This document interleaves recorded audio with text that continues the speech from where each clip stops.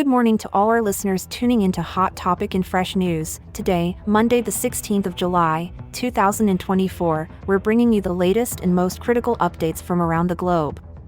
Starting off with a major political development, President Paul Kagame of Rwanda is poised to extend his rule by another 5 years after a commanding lead in the presidential elections. With about 79% of votes counted, Kagame has secured a staggering 99.15% of the vote, dwarfing his opponents, environmentalist Frank Habineza and journalist Philippe Paimena, who garnered nearly 0.53% and 0.32%, respectively. This election, marked by a turnout of 98% of over 9.5 million eligible voters, also includes voting for 53 legislators.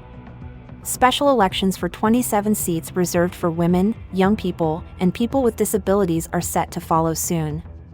Though Kagame's tenure has been credited with economic growth and stability post-genocide, his presidency continues to draw scrutiny over issues of freedom and political opposition. Stay tuned, as we will bring more detailed analysis and reactions to these developments in our upcoming segments.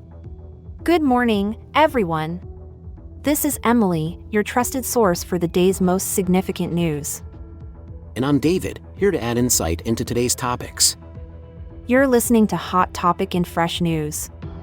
Make sure to subscribe and turn on notifications to stay updated on all our latest episodes. Straight to the hot topics.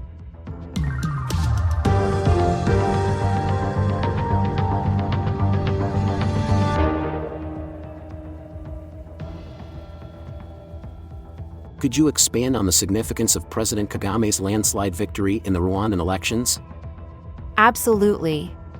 President Kagame securing 99.15% of the votes, with about 79% of ballots counted, underscores a continuing trend of dominant victories. His address at the Rwandan Patriotic Front headquarters reflected this, emphasizing that these numbers represent trust rather than mere statistical victory. How about the opposition? What can you tell us about their performance? The opposition candidates, Frank Habineza and Philippe Paimena, managed only 0.53% and 0.32% of the vote respectively. Their marginal shares highlight the significant control and influence Kagame holds, given that other potential strong contenders were barred from participating. What role does the international community play in this scenario? The international community often has mixed reactions. While some commend Kagame for the economic stability and growth Rwanda has seen under his leadership, others are critical due to concerns about human rights and freedom of expression. The disparity in how these election results are viewed globally could influence Rwanda's foreign relations and international standing.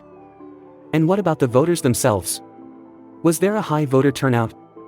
Yes, the Electoral Commission reported a 98% turnout among the more than 9.5 million eligible voters. This high participation rate is significant, indicating that despite the criticisms and limitations in choice, the Rwandan populace is highly engaged in the electoral process. Lastly, with the upcoming special elections for seats meant for women, young people, and people with disabilities, what should we expect? These elections are crucial as they represent Rwanda's commitment to inclusivity. The outcome could further shape the political landscape, especially in how these groups influence policy and governance moving forward.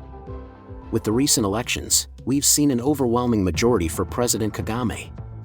Could you elaborate on how this reflects the political climate in Rwanda? Certainly.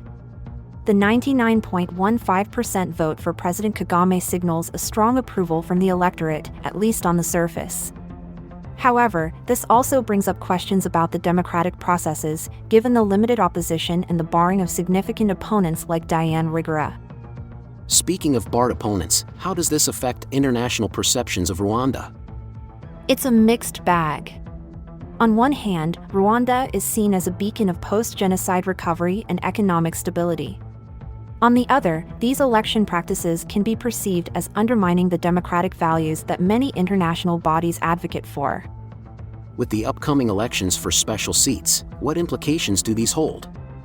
These elections are particularly important as they aim to give voice to often underrepresented groups, women, young people, and individuals with disabilities.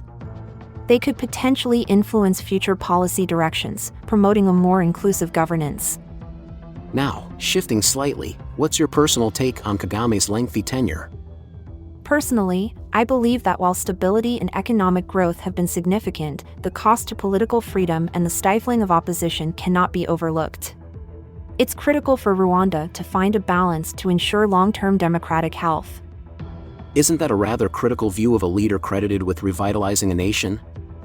It is, but acknowledging the successes doesn't mean we should ignore the areas where improvement is needed. True leadership is demonstrated not only in economic metrics but in fostering an environment where voices can be heard and opposition can exist without fear.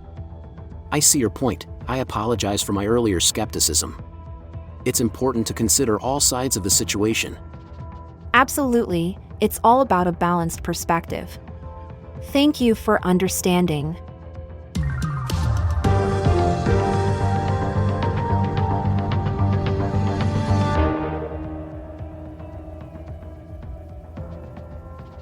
Thanks for tuning in to podcast_name today. We delved into the recent Rwandan elections and the implications of President Kagame's extended tenure. It's been enlightening discussing these crucial issues with you. Remember to subscribe and activate notifications so you won't miss out on our future discussions. Your engagement truly makes a difference. Share our episodes and join the conversation in the comments. And hey, if you've enjoyed our banter and the deep dives into current events, you won't want to miss what's coming up. We have some intriguing topics lined up that are sure to spark even more lively discussions. Make sure you're with us every day, same time, same channel. We're grateful for your time and for choosing to stay informed with us. We're already looking forward to the next episode. Until then, keep the discussions going, and maybe even surprise someone with a fact or two from today's episode at your next social gathering. Stay in the loop, keep your eyes on the news, our channel's content will amuse.